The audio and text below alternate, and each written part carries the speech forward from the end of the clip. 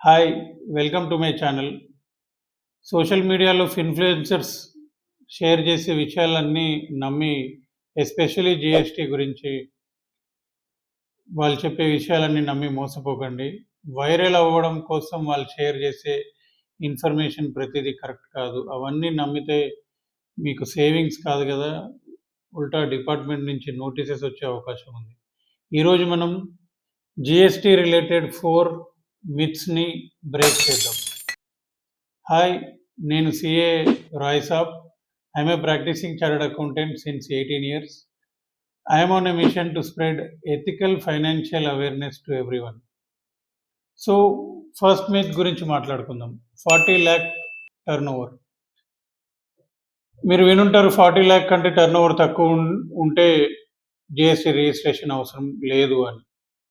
ఇది 100% కరెక్ట్ కాదు. ఒకవేళ మీరు సర్వీసెస్‌లో ఉన్నట్లయితే ఆ లిమిట్ 20 lakhs పడిపోతుంది. అంటే మీరు సర్వీసెస్ చేస్తుంటే 20 lakhs రిజిస్ట్రేషన్ 20 lakh టర్నోవర్ దాటంగానే మీరు రిజిస్ట్రేషన్ తీసుకోవాలి. అలానే మీరు ఇంటర్ స్టేట్ సేల్ చేస్తే అంటే స్టేట్ బౌండరీ దాటితే రిజిస్ట్రేషన్ కంపల్సరీ. మీరు వేరే స్టేట్‌కి ఈవెన్ ఒక 500 రూపీస్ గూడ్స్ కూడా అమ్మితే అలాంటి కేస్‌లో రిజిస్ట్రేషన్ మ్యాండేటరీ.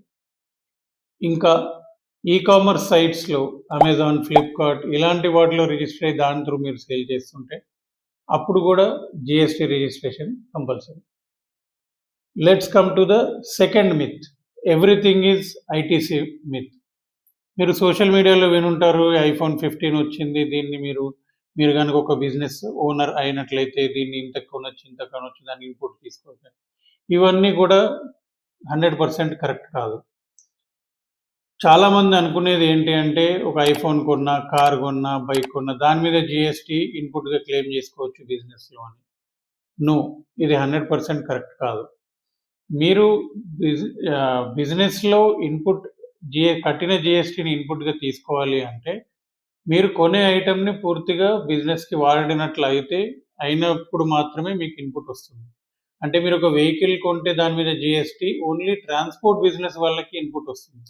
అందరికీ కార్ మీద జీఎస్టీ ఇన్పుట్ అనేది రాదు. సో, ఇలా మీరు రాంగ్ ఐటీసీ క్లెయిమ్ చేసినట్లయితే ఏమవుతుంది? మీరు కట్టాల్సిన ట్యాక్స్‌కి ఇంట్రెస్ట్ 18-24% వరకు ఇంట్రెస్ట్ ప్లస్ పెనాల్టీ కట్టాల్సిన పరిస్థితి వస్తుంది. సో, సోషల్ మీడియాలో విని అన్నిటి మీద ఇన్పుట్ వస్తుందని దానికోసం కొనడమో లేకపోతే రాంగ్ ఐటీసీ క్లెయిమ్ చేయకండి. Let's come to the third myth. Composition scheme. 1.5 crore లోపు టర్నోవర్ ఉంటే సింపుల్‌గా కాంపోజిషన్ తీసుకోవచ్చు. మీరు 1%, 5% జీఎస్టీ కడితే సరిపోతుంది అని మీకు చెప్పుండొచ్చు. అది కూడా మీరు వినుండొచ్చు. అది కూడా 100% కరెక్ట్ కాదు. అందుకని ఎప్పుడైనా లాని ప్రాపర్‌గా ఏది మనకు సూట్ అవుతుందని తెలుసుకొని అప్లై చేయాలి. సో, కాంపోజిషన్ స్కీమ్‌లో నేను చెప్పేదేంటి? మీరు 1% ఆర్ 5% వేసేది మీరు కస్టమర్ దగ్గర నుంచి కలెక్ట్ చేసుకోలేరు. కాంపోజిషన్ స్కీమ్ తీసుకోవడం వల్ల వచ్చే నష్టంలో యూ కెనాట్ చార్జ్ జీఎస్టీ. మీరు అమ్మే ప్రోడక్ట్ మీద 1% ఆర్ 5% జీఎస్టీ కస్టమర్ దగ్గర కలెక్ట్ చేసి మీరు గవర్నమెంట్‌కి కట్టరు.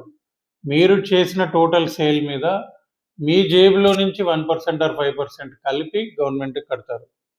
రెండోది, మీరు కొన్న వస్తువుల మీద ఇన్పుట్ అనేది కాంపోజిషన్ స్కీమ్ తీసుకున్నప్పుడు రాదు. ఈ విషయంని తెలుసుకొని కాంపోజిషన్ స్కీమ్‌కి వెళ్ళాలా లేదా అనేది డిసైడ్ అవ్వండి.